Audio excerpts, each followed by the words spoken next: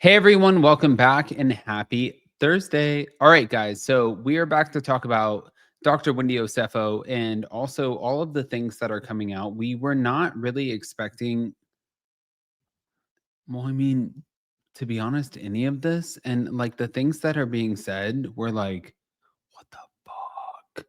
But also the fact that they showed up to BravoCon. o- Okay. Why? I have no idea. But we're going to talk about all of it. If you guys haven't already, go ahead, pop off in the comment section. If you're not subscribed, get subscribed. Don't forget to hit that notification bell. And let's just jump right in, shall we?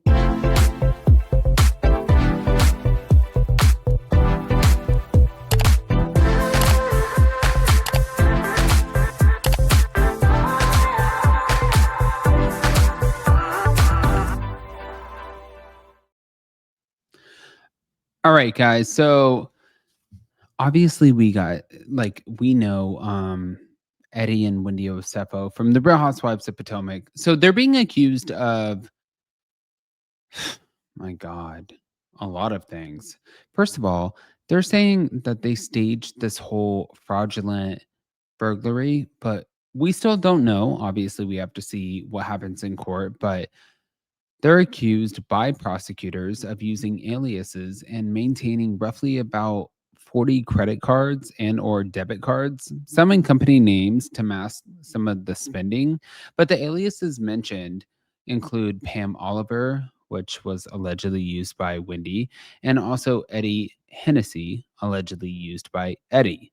So prosecutors allege that the cards and aliases support a motive for alleged insurance fraud, linking excessive spending and also debt with a purported staged burglary at their home in April of 2024. So some of the claims that they're saying, prosecutors are saying that Wendy falsely denied using PayPal, Venmo, Cash app, and more to buy jewelry. What the fuck is happening? And court filings also stated that the state expects to see purchases and returns in the financial records, but presenting a pattern of spending and refunding to bolster their motive. So the defense was Eddie's attorney, Joseph Murtha, described the subpoenas for bank records, etc., as overly broad and said that some of the prosecutors are on a fishing expedition. Okay. Now, the defense points out authorities had allegedly not interviewed Wendy or Eddie from the time of the break in until the charges were filed.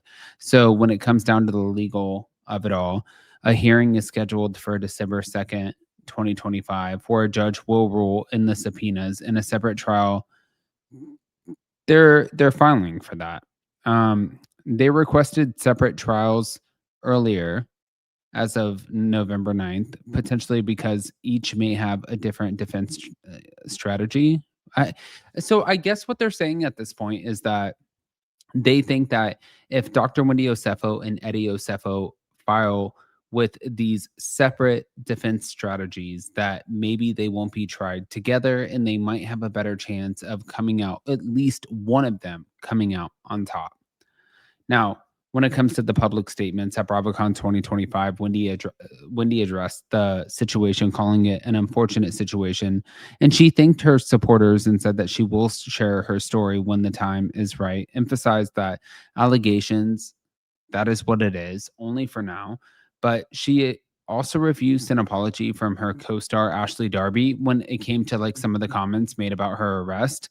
But if you guys like look into the background context of it all, their home burglary, the claim reportedly involved a $450,000 insurance claim. So it was their emails, bank records, Instagram accounts. All of this was seized as a part of the investigation. Wait, what? Okay.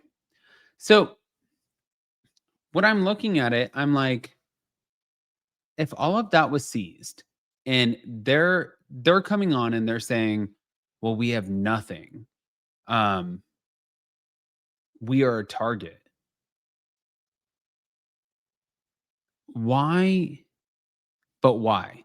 Like, why would the feds be looking into you? Why is the neighborhood looking into you? Why are like, why would everybody be kind of saying like, "Okay, well, we have never had anything happen behind the scenes, in our neighborhood, and so this is kind of off kilter, and so we're looking at you a little bit sideways." Like, why is everyone looking at you sideways and now being like, "Something is off?" It doesn't make sense at all. But hold on, not done. So, moving on.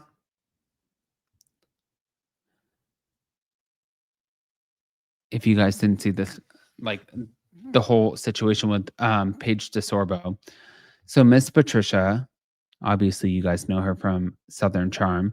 She claimed in a November 13th interview that she believed that Paige was mean to her then partner Craig Conover during their 3-year relationship. And she stated, if somebody says to you, I want to start a family and have children, and you don't say, ugh, and carry on like she did, then maybe there is an issue. Now, Paige responded publicly in the comment section of an Instagram post under the Siders interview screenshot, and she said, I'll just get married 4 times instead. Oh, God. Obviously, that was a jab referencing Patricia's 3 marriages. So, her cast member, or his cast member, Leva Bonaparte, also on Southern Charm, defended Paige, denying any Summer House for Southern Charm war, and stated that several of the cast members stand with any women's right to walk away from something that doesn't serve her. So Leva's specific comments, they where this is not a summer house Southern Charm war. Several of us stood on what's right. And she also said she asserted that women have voices and don't have to remain silent when publicly maligned.